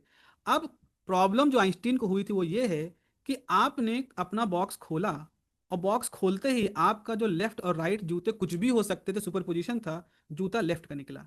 जैसे ही आपका जूता लेफ्ट का निकला, मतलब आपके जूते का वेव फंक्शन ऐसे कोलैप्स हुआ कि ये लेफ्ट दिखे। ठीक इसी समय अगर कोई व्यक्ति सैटर्न ग्रह पर अपना जूता खोलेगा, बॉक्स खोलेगा, तो उसको ये जूता राइट का दिखाई पड़ेगा। अब आइंस्टीन का सजेशन ये था कि आखिर इस ऑब्जर्वेशन के बाद ये जूता लेफ्ट हो गया, ये इंफॉर्मेशन कैसे पहुंची सैटर्न तक, ताकि वहां जूता लेफ्ट ना हो राइट हो। आखिर इन दोनों के ऑब्जर्वेशन एक दूसरे को कॉम्प्लीमेंट क्यों कर रहे हैं, एक दूसरे को कॉन्ट्रोडिक्ट क्यों नहीं कर रहे? ऐसा क्यों नहीं दोनों का लेफ्ट हो जाए, ऐसा क्यों नहीं दोनों का राइट हो जाए? ये तो एक अजीब सी असंभव सी चीज है। यही इंटैगलमेंट था, और यही आइंस्टीन का ऑब्जेक्शन था। सो this is concluding slide. Einstein ने ये कहा कि जब हम कंपोजिट वेव फंक्शन निकालते हैं तो हम एक अनअवॉइडेबल कोरिलेशन पा जाते हैं, जो कि एक नॉन लोकेलिटी को शो करता है। तो ये शो कर रहा है क्वांटम मैकेनिक्स जो है वो एक इनकम्प्लीट थ्योरी है, जिसमें ऑब्जेक्टिव रियलिटी वगैरह का इशू है। बोहर को इस पेपर में कोई फ्लो नहीं दिखाई पड़ता, मैथमेटिकली बहुत ही बेहतरीन पेपर रहता है। लेकिन 1935 से 1939 का जो समय होता है, मतलब इस पेपर 1935 का पेपर आया था, इसके बाद कुछ बहुत बुरा होना शुरू हो जाता है दुनिया में। बुरा होना इस तरह शुरू हो जाता है कि जो जो जो यूरोपियन कंट्रीज थी, वहाँ फैलता है हिटलर का साम्राज्य। और हिटलर ने इंटेलेक्चुअल्स लोगों को बहुत ज़्यादा डिस्टर्ब किया था, और जिसका असर ये हुआ कि यूरोपियंस जो फिलोसफिकली बेंड वाले यूनिवर्सिटीज़ थे, फिजिक्स डिपार्टमेंट थे, वो सब वहाँ बंद होने लगे, लोग वहाँ से भागने लगे, या वो बोहर या फिर वो हिटलर के हिसाब से काम करने लगे। ये सब लोग प्रिंसटन, MIT, हार्वर्ड, इन सब जगहों पर US में शिफ्ट होने लगे। आइंस्टीन भी 1933 में छोड़ करके प्रिंसटन आकर के बस गए। तो ये तो बहुत कुछ इस तरह का डेवलपमेंट नहीं हुआ, क्योंकि उस समय क्या हुआ, बहुत सारे लोग अब आर्मी मोटिवेशन पहुंच गए। उनको ऐसी टेक्नोलॉजी डेवलप करें जिससे हम तेजी से बॉम्ब बना सकें, या तेजी से उस तरह की टेक्नोलॉजी बना सकें जो कि वायरलेस में यूज हो, आर्टरी में यूज हो, या ऐसे इस तरह के यूज हो। और ये सब कुछ जब चल रहा था, उसके बाद वर्ल्ड वॉर खत्म हुआ तो कोल्ड वॉर शुरू हो गया, फिर स्पेस रेस शुरू हो गई, तमाम तरह की रेसेस शुरू हो गई। और सबका ध्यान इस पे नहीं रहा कि what is reality, what is subjectivity, what is objectivity. अब सबका ध्यान इस पे था कि how to calculate fast and produce the result जिनका कोई टेक्निकल एस्पेक्ट हो, जिनका कोई टेक्निकल यूज हो, जिनका कोई ऐसा यूज हो जिसको हम इमीडिएटली कमर्शलाइज कर सकें, इंडस्ट्रियलाइज कर सकें। तो धीरे धीरे जो बोहर वाली आइडियोलॉजी थी, बोहर वाला जो था, जहाँ वो क्रॉस सेक्शन निकालो और वे फंक्शन को वे फंक्शन मानो और उसको कैलकुलेट करो, वो धीरे धीरे डेवलप होना शुरू हो गया। टेक्स्ट बुक ने उसको अडॉप्ट करना शुरू कर दिया उस चीज़ को। और धीरे धीरे टेक्स्ट बुक भी एक इंस्ट्रक्शन, फिजिक्स की टेक्स्ट बुक एक इंस्ट्रक्शन बुक की तरह से बन गई कि ये स्टेप्स हैं, इनको ऐसे ऐसे करो, यहाँ करोगे तो आपको ये आंसर मिल जाएगा। And answers are more important, it is more important to calculate the cross section, it is more important to how to calculate the interaction between the nucleus and all that thing. और Neumann जो थे, fawn न्यूमॉन ने भी 1932 में एक ऐसी book publish की, mathematical structure of quantum mechanics, जिसने कि बोहर की इस आइडियोलॉजी को और ज़्यादा प्रमोट किया। ये कोई बुरी बात नहीं है, लेकिन हमारे कैलकुलेशन वाला एस्पेक्ट ज़्यादा हो गया, problem solving, manual solving, calculating without asking so much question, just follow the algorithm, that become a important thing. और समय के साथ EPR पैराडॉक्स में जो कुछ भी था, जो चैलेंजेस थे, वो एक फिलोसफिकल बातचीत के रूप में एक तरह से एक कोने में दर्ज होने शुरू हो गए। और धीरे धीरे लोगों ने ये कहना शुरू कर दिया कि आइंस्टीन तो क्वांटम मैकेनिक्स को समझते ही नहीं थे, वो एक ओल्ड फैशन, 56 ईयर के थे जब ये सारा कुछ हो रहा था, और ये ओल्ड फैशन एक जीनियस रहे हैं जिन्होंने मॉडर्न वर्ल्ड को नहीं समझा। तो ठीक है, हम भी कोपेनहेगन आइडिया फॉलो करते हैं। And this is the very very beautiful animations जो शायद आपका ध्यान आकर्षित करें उस चीज़ पर जो कि मैंने अभी तक कहा है। आप जरा इस लेफ्ट साइड के हिस्से को देखें। आप देखें यहाँ पर प्रोजेक्ट से एक पार्टिकल निकलता है, और पार्टिकल जो निकल रहा है वो वेव के फॉर्म में है, मतलब जो कि डिब्रोई का जो था कि वेव बिहेवियर है, ठीक है, वो वेव फॉर्म में है। वो वेव फॉर्म में ही एक ही पार्टिकल निकला, और एक पार्टिकल इस तरह से पूरे वेव फॉर्म में था, तो सामने जो डबल स्लिट थी उसके दोनों सिरों से वो एक ही पार्टिकल निकला, क्योंकि एक पार्टिकल वेव फॉर्म में, एक ही पार्टिकल है ये, एक पार्टिकल वेव फॉर्म में है, इसीलिए वो दोनों स्लिटों से एक साथ निकल सकता है, आपस में ही इंटरफेयर करेंगे एक ही पार्टिकल की वेव, और जैसे स्क्रीन के पास जाएंगे वो इमिडिएटली कोलैप्स कर जाएंगे एक पार्टिकल के फॉर्म में। तो एक पार्टिकल यहाँ निकला वेव फॉर्म में, आप आपस में इंटरफेयर किया, और अल्टीमेटली जब स्क्रीन पहुंचा तो इंटरफेरेंस की वजह से वहां पर पूरा इंटरफेरेंस पैटर्न बन गया। ये था वेव कोलैप्स थ्योरी, कि वेव फंक्शन को जैसे ही स्क्रीन पे जाता है तो स्क्रीन एक तरह से उसको मेजर कर रही है, कौन आया, वेव आई कि पार्टिकल आया, और स्क्रीन के इंटरेक्शन ने उसको पार्टिकल के फॉर्म में एक तरह से कोलैप्स कर दिया। लेकिन बीच का रास्ता जब वो तय कर रहा था पार्टिकल, तो वो वेव के फॉर्म में ही था, वो तो स्क्रीन ने उसको एक तरह से उसके कोलैप्स किया। लेकिन अगर हम ये चीज़ ना, इस पे कन्विंस ना हो, और हम अपना एक कैमरा, एक स्पाई यहाँ लगा दें जो ये बताए कि कौन, हम देखना चाहते हैं कि पार्टिकल जब गया तो किस हिस्से से ज़्यादा वेव गई, किससे कम गई, कुछ ऐसा कुछ आप देखना चाहते हो, तो अगर आपने एक ऑब्जर्वर यहाँ लगा दिया, तो ये ऑब्जर्वर क्या करेगा, इस ऑब्जर्वर की वजह से जैसे ही वेव यहाँ से निकलेंगी तो पहली स्क्रीन पर ही वो पार्टिकल फॉर्म में कन्वर्ट हो जाएंगी, और पार्टिकल फॉर्म में कन्वर्ट होने की वजह से अब वो दूसरे हिस्से से वेव से इंटरफेयर नहीं कर रही हैं, बल्कि पार्टिकल फॉर्म में कन्वर्ट हुई, अगेन वेव में कन्वर्ट होकर के जब स्क्रीन पहुंची तो वो इंटरफेरेंस लॉस कर चुकी थी, क्योंकि वो इंटरफेरेंस उसके वेव बने रहने के दौरान दोनों स्लिट से निकलने की वजह से था। लेकिन आपने चूंकि एक जासूस वहां लगा दिया है, तो जासूस ने उसके उस वेव फंक्शन को उस स्लिट के पास ही कोलैप्स करा दिया। तो इस वजह से अगर आप अपने ऑब्जर्वर को यहाँ रखोगे और फिर आप इंटरफेरेंस ऑब्जर्व करोगे, तो आपको इंटरफेरेंस पैटर्न स्क्रीन पे दिखाई नहीं पड़ेगा, आपको यहाँ पर इस तरह से रैंडम डॉट दिखाई पड़ेंगे। तो आप देखें यहाँ पे दोनों स्क्रीनें हैं, यहाँ कोई ऑब्जर्वर नहीं है, आप देख रहे हो एक पार्टिकल निकलता है, उसी के उसी का जो वेव फॉर्म होता है वो आपस में इंटरफेयर करता है, और धीरे धीरे इस स्क्रीन के ऊपर एक इंटरफेरेंस पैटर्न डेवलप होना शुरू हो जाता है, यहाँ पर इस तरह से काली चमकीली पट्टियाँ बननी शुरू हो जाती हैं। लेकिन अगर आपने एक ऑब्जर्वर ले रखा है तो ऑब्जर्वर कोलैप्स करा दे रहा है, इसीलिए इस स्क्रीन पर रैंडम से डॉट बनते हैं, इंटरफेरेंस गायब हो जाता है। आपको मालूम है इंटरफेरेंस वेव की बिहेवियर है। तो वेव कब वेव रहेगा, कब पार्टिकल रहेगा, ये इस बात पर डिपेंड कर रहा है कि आपने उस पर किस तरह के मेजरमेंट किए हैं। और अगर आपको और इंटरेस्ट है तो फैमिली लेक्चर आपने सुना होगा, बहुत अच्छी किताब है, इसका वॉल्यूम 3 है। और वॉल्यूम 3 में जो आपके चैप्टर नंबर 1 में हेडिंग 1.4 1.6 और पूरा जो 1 चैप्टर है, बहुत अच्छे तरीके से फाइनमैन ने इसको यहाँ पर एक्सप्लेन किया है। इवन ये सब चीज़ें आज के डेट में अगर आप पढ़ना चाहें तो डबल स्लिट एक्सपेरिमेंट है सिंगल एटम के साथ में एडर मुरे का, जिसने कि इसको अभी 2020 का ये पेपर है, जिसमें कि इस चीज़ को एक्सपेरिमेंटली उन्होंने वेरीफाई किया है कि हाँ सच में इस तरह का कोलैप्स वाला कॉन्सेप्ट होता है। Single particle photon, single particle interaction कैसे इंटरफेयर करता है वो यहाँ पर है। So we have covered almost 70% of our journey. So if you have any question related with this, you just ask so that we can proceed further.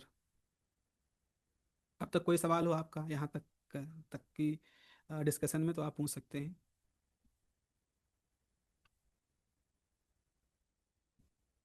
Okay,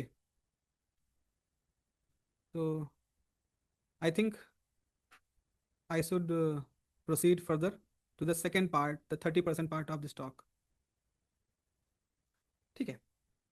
तो अभी तक हमने क्या समझा समझा ये कि क्वांटम मैकेनिक्स में कुछ सुपरपोजिशन होता है। सुपरपोजिशन मतलब होता है कि मैंने कहा कि आपके पास जो पार्टिकल है उसके पास पार्टिकल बिहेवियर भी है, उसके पास वेव बिहेवियर भी है, दोनों एक दूसरे कॉम्प्लीमेंट्री हैं। और आप ऑब्जर्वेशन करने जाते हो तब पाते हो, यानी कि जब मेजरमेंट करते हो तो आप इसमें से कोई एक बिहेवियर को ढूंढते हो। और फिर हमने बॉर्न के बारे में पढ़ा कि बॉर्न ने कहा था कि ये जो कोलैप्स वाला टर्म है ये किसी प्रोबेबिलिटी के साथ जुड़ा हुआ है। और फिर हमने क्वांटम इंटेंगलमेंट जैसा एक टर्म सुना जो कि बोहर और आइंस्टीन की डिबेट का एक हिस्सा था। जरा आप देखें इस तरह से, जैसे अभी आपके पास अगर अगर हम इसको समझना चाहें, इसका इंट्यूशन डेवलप करना चाहें, तो इंट्यूशन डेवलप करने में आपको मैं ये बता सकता हूँ कि जैसे आप सिक्का है, आपके पास सिक्का है, उसका एक हेड है, आपके पास सिक्का है, उसका टेल है।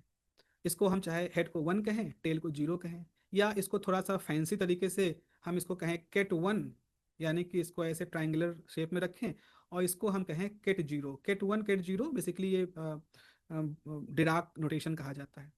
लेकिन जिस समय आपका सिक्का, आप इस सिक्के को नचा रहे हो, तो आप अगर यहाँ से इसको देखो तो इतनी तेजी से उनका हेड और टेल वेरी कर रहा है कि you can't say when there is head and when there is tail. It's a kind of superposition, इसको हम सुपरपोजिशन कह रहे हैं। तो इसमें एक हेड एक टेल है, तो इतना तो पक्का मालूम है कि जब ये गिरेगा सिक्का तो 50% चांस है कि या तो हेड ऊपर होगा, 50% चांस है या तो इसका टेल ऊपर होगा। तो अगर हम हेड को केट 1 कह रहे हैं, एक नया नोटेशन है, टेल को केट 0 कह रहे हैं, तो स्पिनिंग क्वाइन जो है उस स्पिनिंग क्वाइन में हम इस तरह का एक इक्वेशन लिख सकते हैं। ये इक्वेशन लिख रहा है, हेड की पॉसिबिलिटी है, टेल की पॉसिबिलिटी है, और कितनी पॉसिबिलिटी है इसको दिखाने के लिए या तो हम अल्फा और बीटा का यूज कर रहे हैं। आप कहोगे सर 50-50% ही तो प्रोबेबिलिटी है, 50% इसकी प्रोबेबिलिटी 50% इसकी प्रोबेबिलिटी, बिल्कुल सही है। तो यानी कि अल्फा और बीटा ये जो टर्म है अल्टीमेटली ये हमको आगे जा करके 1/2 और 1/2 देंगे। तो हम ये लिखेंगे स्पिनिंग क्वाइन जो है उसमें 50% संभावना है हेड की, जब हम उसको पकड़ेंगे मिलने की, और 50% संभावना है टेल मिलेगा। तो इसको और भी थोड़ा सा क्लियर तरीके से लिखने के लिए मान लो स्पिनिंग क्वाइन को हमने केट साई लिखा, और अल्फा टाइम स्टेट हेड या 1 आने की, और बीटा टाइम स्टेट 0 आने की। तो इसी चीज़ को हमने थोड़ा सा कंसाइज फॉर्म में लिख दिया। Now this is an experiment, a very famous experiment. IPL आपने देखा है, बड़े मनोयोग से देखा होगा, और आपने देखा होगा हर आईपीएल के मैच से पहले ये एक्सपेरिमेंट होता है। एक्सपेरिमेंट क्या होता है, आपके सामने सिक्का है, सिक्का उछाला जाता है, और सिक्का उछालते समय उसमें एक हेड आने की संभावना होती है, एक टेल आने की संभावना होती है। Now just think about it. आपने जब सिक्का उछाला तो कभी देखिए, कभी आपको टेल मिला, कभी आपको हेड मिला। अगर आप 6 बार सिक्का उछाल रहे हैं, मान लीजिए आपको हेड मिला, फिर आपको हेड मिला, लगातार 3 बार हेड मिले, फिर आपको लगातार 2 बार टेल मिले। आखिर बार बार हेड और बार बार टेल ही क्यों नहीं आ रहे हैं, सिर्फ हेड ही हेड आए फिर टेल ही टेल आए? होता क्या है, जब आप सिक्का उछालते हैं तो उसकी वेलोसिटी, आपने सिक्का कब पकड़ा, कितने ऊपर हाथ रखा, कितना नीचे हाथ रखा, ये सारे आपके चेंज से होते रहते हैं। सिक्का उछालते हैं, रोहित शर्मा सिक्का उछालेंगे तो हो सकता है और ऊपर तक जाए, धोनी उछाले हो सकता है अंतरिक्ष को छू करके आ जाए, और कोई छोटा मोटा उछाले तो हो सकता है 2-4 फीट पे घूम के आ जाए। तो हम जो मेजरमेंट्स करते हैं, हमारे मेजरमेंट जो होते हैं वो जब इस सुपरपोजिंग स्टेट पे होते हैं, मतलब स्पिनिंग क्वाइन जिसका हेड और टेल दोनों हो सकता है, उस पे जब हमारे मेजरमेंट होंगे तो हमारे पास हमारा एक आउटकम आएगा। और सबसे खास बात यह है कि भले ही हमारा शुरुआती नाचता हुआ सिक्का हेड और टेल का सुपर पोजिशन हो, लेकिन जब भी हमारे आउटकम होते हैं वो या तो हेड होता है या टेल होता है। तो दिस इज इंपॉर्टेंट थिंग कि सुपर पोजिशन स्टेट में हम मेजरमेंट करेंगे एंड देन फाइनली रिजल्ट के फॉर्म में हमें सुपर पोजिंग स्टेट नहीं दिखाई पड़ेगी, हमें सुपर पोजिंग स्टेट में से कोई एक या तो हेड या टेल ही दिखाई पड़ेगा। And this is very important thing, इसको ध्यान में रखिएगा क्योंकि आगे इस चीज को हम बताएंगे कि मेजरमेंट जो होता है वो सारे सुपर पोजिशन को श्रिंक करके किसी एक रिजल्ट पर लेकर के आता है। तो अब मान लो आपके पास दो सिक्के हैं, तो आपके पास संभावना है हेड हेड आने की, हेड टेल आने की, टेल हेड आने की, टेल टेल आने की। तो अगर ये दो सिक्के हवा में नाच रहे हैं तो 25-25-25% सबकी संभावना है, यानी आपके सुपर पोजिंग स्टेट में चार कंपोनेंट आ गए हैं। लेकिन द मोमेंट ये दोनों सिक्के जमीन पे गिरेंगे तो इनमें से कोई एक सिचुएशन ही रहेगी। तो सुपर पोजिंग स्टेट चाहे जितनी बड़ी हो, चाहे उसमें 10 सिक्के, आप 100 सिक्के, 1 लाख सिक्के डाल दो, तो उसके हिसाब से सुपर पोजिंग स्टेट में संभावनाओं की सीरीज बड़ी होती चली जाएगी। लेकिन जब ये सारे सिक्के जमीन पे गिरेंगे तो उन सारी संभावनाओं में से कोई एक रिजल्ट ही आपके सामने आएगा। ठीक है, तो कोलैप्स जब होता है तो किसी पर्टिकुलर जगह पे एक डिस्टिंक्ट से कुछ वैल्यू आपके सामने आती है। तो इसी चीज को यहाँ पे समझाया गया है कि अगर आप क्यूबिट को लिखना चाहेंगे तो आपके पास केट 0 केट 1 रहेगा, this is the simple super position. तो जैसे आपने अपने केट के ऊपर मेजरमेंट किया, this is the symbol of measurement, तो आइदर यू गेट केट 0 और केट 1 विद 50-50 पॉसिबिलिटी। प्रोबेबिलिटी का क्या खेल है, अगर जो अब बॉर्न का रूल यहाँ पे आता है, बॉर्न ये कहा था कि अल्फा से प्रोबेबिलिटी नहीं पता चलेगी, अल्फा स्क्वायर से प्रोबेबिलिटी पता चलेगी, बीटा से प्रोबेबिलिटी नहीं पता चलेगी, बीटा स्क्वायर से प्रोबेबिलिटी पता चलेगी। तो आपने सिक्के को उछाला और सिक्का घूम करके हेड आएगा, इसकी प्रोबेबिलिटी क्या है, उस केट 0 के आगे जो बीटा लिखा है उस बीटा का स्क्वायर कर दोगे तो पता चलेगा कि इसकी 50% चांस है। यानी से मान लो बीटा की वैल्यू √2 है, तो इसका स्क्वायर करोगे तो ये आएगा 1/2। इसका मतलब है सिक्का उछालोगे तो हेड आने की संभावना 50% है, यानी कि इस बात को मैथमेटिकली लिखने के लिए आपको बीटा की वैल्यू 1/√2 लिखना पड़ेगा। ऐसे ही अगर आपने प्रोबेबिलिटी ऑफ 1 केट 1 निकालना है, then you have to calculate the alpha square and mind this, alpha square plus beta square is always 1। Total probability 1 ही तो हो सकती है। तो सिक्का उछलेगा या तो हेड आएगा या टेल आएगा, उनमें से एक हेड या टेल आने की संभावना 50-50% है, लेकिन इस बात की 100% संभावना है कि दोनों में से ही कोई एक आएगा। इसी चीज को हम बॉर्न रूल कहते हैं या नॉर्मलाइजेशन कंडीशन भी टेक्निकल लैंग्वेज में कहते हैं। तो आप देख रहे होंगे यहाँ पर ये सब सारी चीजें जो हम लोग कह रहे हैं ये सारी सुगंध है लीनियर अलजेब्रा की, जहाँ हम वेक्टर्स को, केट को आपस में जोड़ते हैं, उनको मल्टीप्लाई भी करेंगे, आगे उनका प्रोडक्ट भी लेंगे, उनके प्रोजेक्शन भी निकालेंगे। तो हम लीनियर अलजेब्रा को इन फर्दर हम इसको समझने वाले हैं। Now these are the second last 2 slides. अगर हम कंपेयर करें, चलो क्वांटम कंप्यूटर तो हम बढ़ रहे हैं, एक बार जरा हम इसको कंपेयर करें क्लासिकल कंप्यूटेशन में। क्लासिकल कंप्यूटेशन में आपको मालूम है बाइनरी सिस्टम का इस्तेमाल होता है, यानी 0 या 1 का इस्तेमाल होता है। आप वहाँ 4 बिट, 3 बिट, 8 बिट, 16 बिट ऐसे सिस्टम यूज करते हो, काउंटर पढ़ते हो, फ्लिप फ्लॉप पढ़ते हो। तो जैसे अगर आपको बाइनरी से डेसिमल मतलब इंटीजर में अगर कुछ जीरो प्रोड्यूस करना है तो आपको 4 बिट सिस्टम में 4 जीरो लेने पड़ेंगे। 4 zero, 0 0 0 is equal to 0, 0 0 0 1 is equal to 1। यहाँ नीचे 2 लिखने का मतलब बाइनरी सिस्टम में हम जा रहे हैं। 0 0 1 0 मतलब 2, ऐसे ही 1 1 1 1 का मतलब होता है 15। तो 0 से लेकर के 15 तक के नंबर अगर आपको लिखने हैं तो आप 4 बिट सिस्टम से ऐसे कर सकते हैं। कहीं पे अगर आप किसी पर्टिकुलर लोकेशन पे आपने इनमें से कोई एक सिचुएशन अगर रखी है तो उस समय उस जगह पर उसको करस्पॉन्ड करता हुआ नंबर वहां पर स्टोर है। इसको मतलब एक ही लोकेशन, एक कोई लोकेशन है यहाँ पर, अगर यहाँ पर 0 0 0 1 है तो इसका मतलब यहाँ पर 1 सेव है। अब समझो क्वांटम बिट में मान लो 0 1 बिट है, यहाँ भी 0 क्वांटम क्यूबिट है, यहाँ भी 0 क्यूबिट है, यहाँ भी 0 क्यूबिट है। हमने इनको आपस में जोड़ दिया, जैसे हमने यहाँ 0 0 को जोड़ा। अब यहाँ पर आपको क्रॉस सर्किल के अंदर दिख रहा है, इसको टेंसर प्रोडक्ट कहते हैं। क्या होता है आगे बात करेंगे सेशंस में। तो आपने एक बिट निकाला जिसको हमने 0 बेस, ये 1 0 मतलब 10 नहीं, इसको 1 0 कहो, डेसिमल मत समझो, ये केट 0। ऐसे ही अगर आपने केट 0 केट 0 केट 0 केट 1 लिया है तो आपके पास क्वांटम कंप्यूटिंग सिस्टम में 0 0 0 1 आया, which is equal to ket 1। आपने जैसे यहाँ पर 0 से लेकर के 15 तक कुल मिलाकर के 16 एंटिटीज निकाली थी, ऐसे आपने क्यूबिट का भी यूज करके केट 0 से लेकर के केट 15 तक टोटल कितने सिस्टम निकाल लिए, 16। अब खास बात जो क्वांटम कंप्यूटर में होता है क्लासिकल कंप्यूटर में नहीं होता, और वो ये होता है कि जब आप 4 क्यूबिट इस्तेमाल करोगे तो आपके पास कितने कंपोनेंट हो गए, 16 कंपोनेंट, यानी 2 की पावर 4। अगर आप 2 क्यूबिट इस्तेमाल करते तो आपके पास, जैसे आपके पास अगर आप जो है यहाँ पर सिर्फ एक क्यूबिट एक इस्तेमाल करते तो सिर्फ 2 स्टेट होती। अब ये जो 16 कंपोनेंट्स हैं ये आपस में सुपर इम्पोज हो जाएंगे, जो कि क्वांटम मैकेनिक्स की प्रॉपर्टी है। यानी किसी पर्टिकुलर लोकेशन पर किसी पर्टिकुलर समय पे आपका जो ओवरऑल स्टेट होगा उसमें ket 0, ket 1, ket 2, ket 3, ket 15 इन सब का रोल होगा। कितना हिस्सेदारी होगा वो डिसाइड होगा उनके कोफिशिएंट अल्फा 0, अल्फा 1, अल्फा 15 से।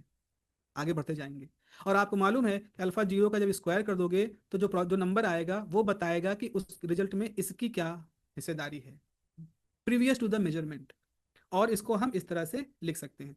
तो यहाँ पर आप देखो अगर आपने 300 क्यूबिट इस्तेमाल कर दिए तो उस समय आपको 10⁻90 पॉसिबिलिटीज बन जाएंगी, मतलब आपकी जो सीरीज बनेगी उसमें 10⁻90 कंपोनेंट होंगे।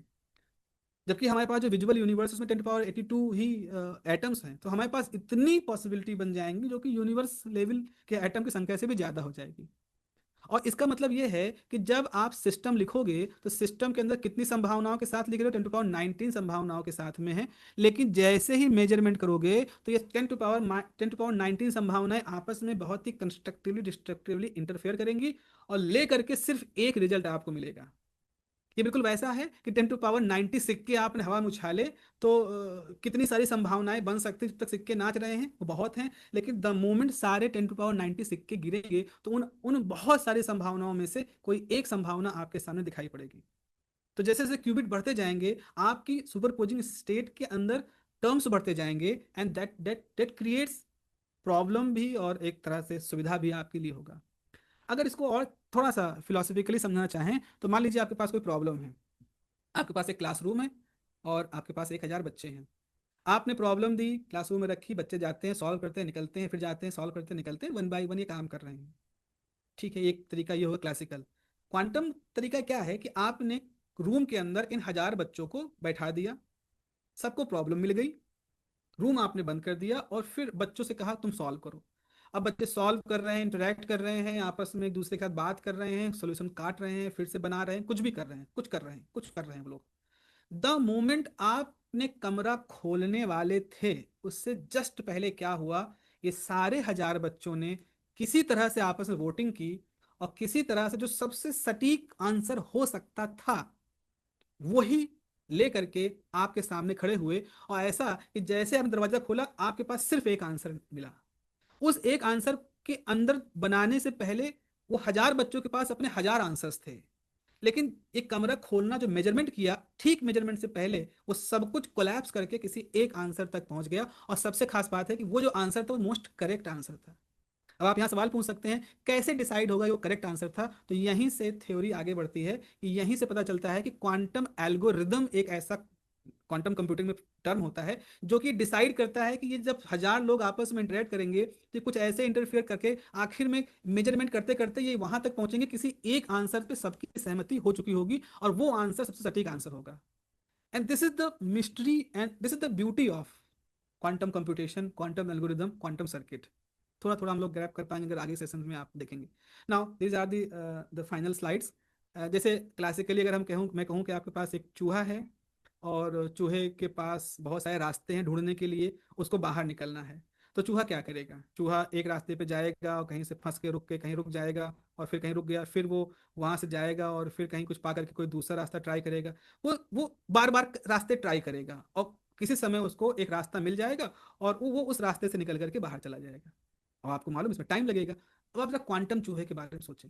हमारा जो क्वांटम चूहा है असल में ये बहुत सारे चूहों का सुपरपोजिशन है फॉर इंस्टेंट। और वो सारे जो सुपरपोजिशन वाले चूहे हैं वो सब एक साथ जितनी संभावनाएं हैं सब में वो घुस जाते हैं, सभी रास्तों को एक साथ तलाशते हैं। तो एक चूहा 10 रास्तों को 10 हिडन ट्रायल में करके एक फाइंड करता है। यहाँ एक ही समय में एक ही ट्रायल में ये सुपरपोजिशन वाले चूहे हैं, ये सभी रास्तों में एंटर कर जाते हैं। और उनमें से एक स्टेट ऐसी होती है जो कि करेक्ट रास्ता पहचान लेती है। जैसे वो करेक्ट रास्ता पहचानती है ये सारे सुपर पोजिशन वाले जितने होते हैं ये सब श्रिंक करके उसी एक चूहे के रूप में बाहर निकल जाते हैं। Super position collapse, we just get one चूहा। So this is the power of super position. Just see the this animation.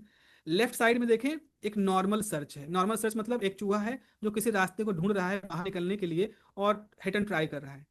Quantum search में क्या होता है आप देखो, एट अ मोमेंट ये पूरे का पूरा डायग्राम एक्सप्लोर हो रहा है। एक ही ट्रायल में। वो जो सुपरपोजिंग स्टेट है वो एक ही ट्रायल में पूरा का पूरा रास्ता, और जैसे ही एक रास्ता मिलता है तो ऑटोमेटिकली सिर्फ वही रास्ता अब एग्जिस्ट कर जाता है, वही रास्ता अब बन जाता है। तो जब सर्च हो रहा था तो क्वांटम मैकेनिक्स सभी रास्तों को, सभी सुपरपोजिंग स्टेट ढूंढ रही थी, एंड आखिरी में इस सुपरपोजिशन के बाद वो एक रास्ता एकदम से आइडेंटिफाई कर लेते हैं। इसी कहते हैं क्वांटम कंप्यूटर की पावर, कि आप वो प्रॉब्लम जो कि क्लासिकल कंप्यूटर सर्च करेंगे कई समय में, उसको हम यहाँ पर एट अ मोमेंट एक ही बार में सर्च कर सकते हैं। Okay, this is nothing doing with the quantum computing. ये प्रोफेसर हामिद हैं, आप में से कुछ लोगों ने अगर इनको जानते हो तो he is a brilliant string theoretician, और इनके जो लेक्चर्स हैं अवेलेबल हैं यूट्यूब पर। इनकी सबसे खास बात ये है कि इतने एनर्जेटिक हैं, ये ब्लैक बोर्ड पे जब लिखते हैं तो कब वो ब्लैक बोर्ड पे कहाँ पहुँचे, क्या लिख दें, सब कुछ नहीं कहा जा सकता।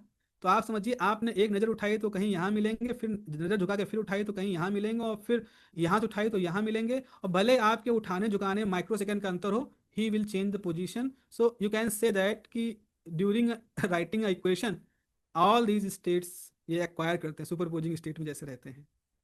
सो this is all about for this session. अगले सेशन के लिए हम लोग डिराक नोटेशन को थोड़ा सा एक्सप्लोर करेंगे, ऑर्थोगोनैलिटी क्या होती है, उसकी नेसेसिटी क्या है, इसको एक्सप्लोर करेंगे, ब्लॉक स्फीयर कैसे काम करता है उसको एक्सप्लोर करेंगे, unitary quantum dot quantum gates, जो कि थोड़ा सा मैथमेटिकल हैवी होगा सेशन हमारा कल का, लेकिन I can say that rewarding भी होगा, क्योंकि उसमें आप बहुत चीज़ों को जो कि आप शायद पढ़ते होगे, कोशिश करते होगे जब क्वांटम कंप्यूटर को समझने में, तो ये सारे वर्ड्स, ये सारे नोटेशंस वहाँ आते हैं, और बहुत ही मतलब लॉजिकल है। मैथ है तो लॉजिकल तो होगी, वैसा है।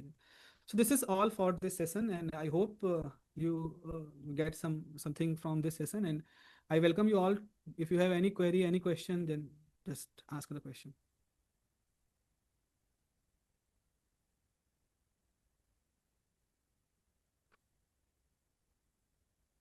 थैंक यू सर, बहुत ही अच्छा डिस्कशन हम लोग सुने, और स्टोरी जैसे आपने थोड़ा डेवलपिंग बताया, वेरी इंटरेस्टिंग हमारे सारे। बाकी फिर कुछ सवाल चैट बॉक्स में आए हैं। डॉक्टर अंजलि और उसकी ने पूछ रही है, what role does the Johnson junction play in managing social conducting physics? Okay, ma'am actually ये सब जो हम लोग ने बात की सुपरपोजिंग स्टेट ये सब है, they they all are theoretical. Practically इसको कैसे हम लोग अचीव करते हैं, तो प्रैक्टिकली अचीव करने के लिए टाइनी जोसेप्सन जंक्शंस बनाए जाते हैं। जोसेप्सन जंक्शंस क्या होता है, basically insulator and sorry super conductor separated by insulator junction होते हैं, और जो कि एक फ्लक्स लिंकेज को सपोर्ट करते हैं। तो हम उस फ्लक्स के थ्रू और उस करंट के थ्रू उसके अंदर वो सुपरपोजिंग स्टेट बना ले जाते हैं। तो बेसिकली जो क्वांटम सर्किट्स बनाए जाते हैं प्रैक्टिकल इंप्लीमेंटेशन के लिए, उसमें हम इस तरह के टाइनी जोसेप्सन जंक्शंस बनाते हैं जिनको करंट और मैग्नेटिक फील्ड दोनों के थ्रू ही कंट्रोल किया जा सकता है। So that is a technology जिस जो कि यूज हो रही है आज के डेट में, डिफरेंट लोग जो यूज कर रहे हैं along with the trapped ion and photonic. So Josephson junction is basically realization of qubit practically, and that can be controlled with the help of uh, magnetic field and current.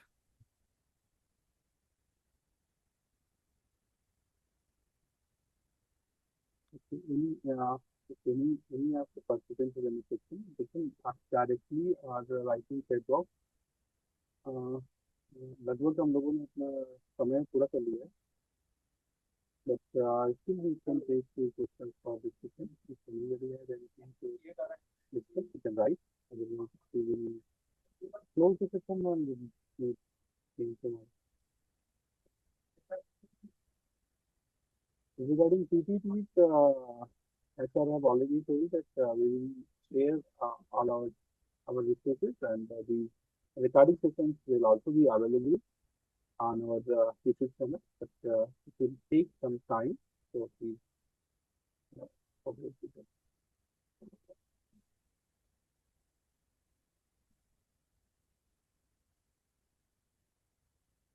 Okay, so